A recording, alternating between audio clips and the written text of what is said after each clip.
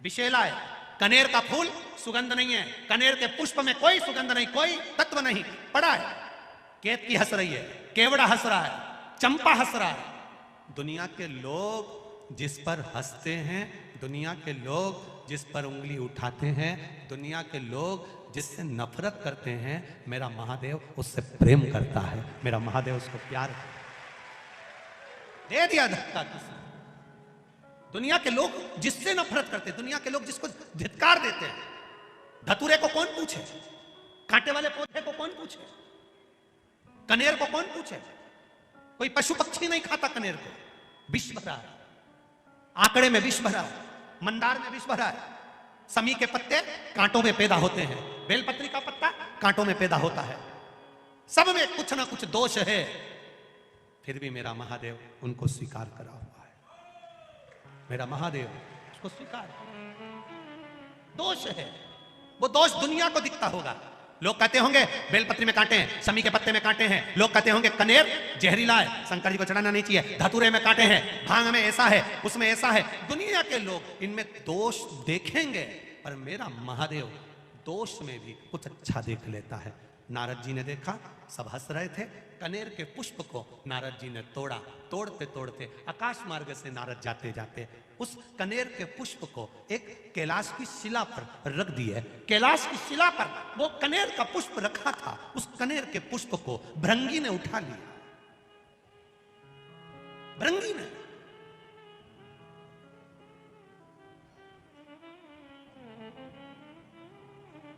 और भृंगी उस कनेर के पुष्प को उठा लेता। श्रृंगी ने देखा कि भृंगी ने कनेर का पुष्प उठाया। श्रृंगी ने आवाज लगाकर कहा, भृंगी क्या कर रहे हो? भृंगी कह रहे हैं, मैं जब महादेव से मिलकर आया था तो महादेव के आज चरणों में कोई पुष्प नहीं था, देवादिदेव महादेव के श्रृंगार में कोई पुष्प नहीं था। श्रृंगी ने कहा, यह पुष्प में सुगंध नहीं है, इसीलिए इसको कोई देवता स्वीकार नहीं करते। भृंगी ने कहा, शमशान की राख मनुष्य के कपड़े पर लग जाती है तो मुर्दा जलाकर आने के बाद नहाना पड़ता है। वो शमशान की राख महादेव पर चढ़ जाती है तो वो भी पैकेट में बंद होकर लाखों की बिक जाती है। शमशान की राख मनुष्य के कपड़े पर लग जाए तो उसको शमशान से आकर नहाना पड़ता है। वो शमशान की राख महादेव पर चढ़ जाए तो वो भस्मी बन जाती है। शरीर पर महादेव के लगने के बाद चपटी भभूत में है खजाना कुबेर का, उसकी भस्म से भी कुबेर का खजाना झड़ता है। तो ये कनेर भी कुबेर के खजाने से कम नहीं होगा, मेरा विश्वास कहता है, ये मेरा विश्वास कहता है। भृंगी ने कनेर का पुष्प उठाया, ले गया। श्रृंगी दुमदुमी बजा रहा है।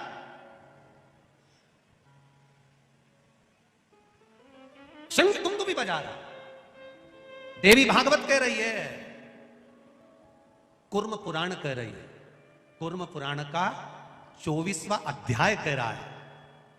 भृंगी ने पुष्प उठाया और श्रृंगी दुमदुमी बजा रहा है।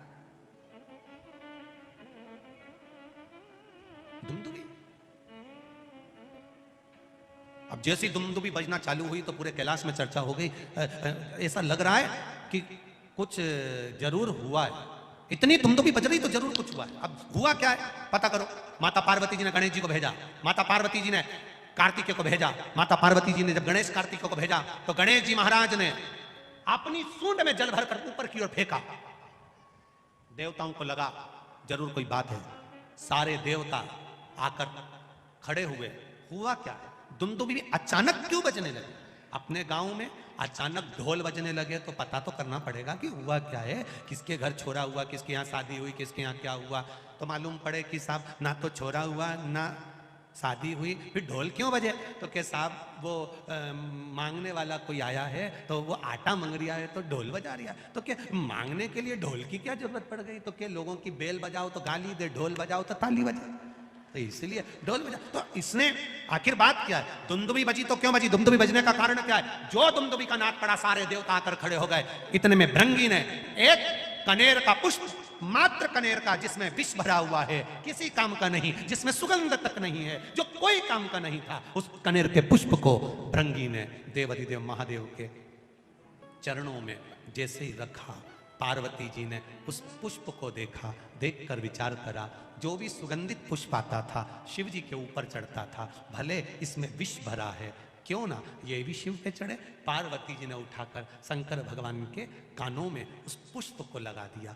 कनेर का वो फूल आज भी शंकर भगवान के फोटो में, पुराने फोटो में, पुराने चित्र में शिव जी के कान में लगा हुआ। कभी कभी किसी ने दर्शन करा है किसी ने ऐसा दर्शन कि शिव जी के कान में कनेर का फूल लगा हुआ देखा होगा। तब पार्वती जी ने कानों में उस पुष्प को लगाया। देवाधिदेव महादेव नेत्र बंद कर स्मरण करते हुए देख रहे हैं। देवता खड़े होकर अपने आप को विचार कर रहे हैं कि यह पुष्प शिव जी पर कितना सुशोभित हो रहा है, यह पुष्प हमको भी मिलना चाहिए। भगवान शिव ने नेत्र खोलकर कहा, यह मुझ पर चढ़ा है, देवताओं को भी प्रिय लगा है, सभी देवताओं को कनेर का पुष्प समर्पित होगा और वो कल्याण करने वाला। जहां पर पति और पत्नी के संबंध बेकार हो जाते हैं, विवाद हो जाता है, अदालत में बात पहुंच जाती है, परिवार वालों पर दहेज का केस चालू हो जाता है, कहीं ना कहीं किसी ना किसी रूप में कार्रवाई चालू हो जाती है, पति पत्नी में वापिस प्रेम को बढ़ाया जाए। उस प्रेम को बढ़ाने के लिए शंकर भगवान का समझ लीजिए शिवलिंग, कनेर के पुष्प की माला, काई के पुष्प की, कनेर का वो पीला जो फूल होता है, आप टीवी पर दर्शन कर रहे होंगे, कनेर के पुष्प की माला जो ऊपर जलाधारी लगी है, जिस जलाधारी में से बूंद बूंद पानी गिरता है, ये शंकर भगवान की 5 बेटियों का स्थान है। कौन कौन सी बेटी, नाम ले, जया, विषहरा, श्यामली बारी, दौतली और 5वें नंबर की देव।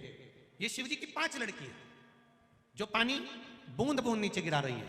शंकर भगवान की बेटियों के स्थान से शंकर भगवान की जो ये जलाधारी है, जलाधारी अशोक सुंदरी वाला स्थान, ये जो जलाधारी है, बेटियों के स्थान से जलाधारी तक जो कनेर के माला बनाकर स्पर्श कर कर लगा देता है, शिवरात्रि के दिन प्रदोष काल के समय पर उस पति पत्नी में कितना भी झगड़ा हो रहा हो, आपस में प्रेम बनना प्रारंभ हो जाता है। अदालत का केस धीरे धीरे समाप्त होने, अदालती कार्रवाई। यहां तक कहा गया कनेर का पुष्प, भाई भाई में विवाद हो रहा हो, जमीन के लिए विवाद हो रहा हो, किसी प्रॉपर्टी के लिए विवाद हो रहा हो, या किसी अन्य विवाद में पड़े हुए हो, या तुम्हारे दुश्मन बढ़ रहे हो, तो भी कनेर का पुष्प शिव को समर्पित किया जाता। कनेर का पुष्प सुख प्रदान। 2 पुष्प ऐसे हैं जो भगवान शंकर को नहीं चढ़ाए जाते, एक केतकी, एक केवड़ा।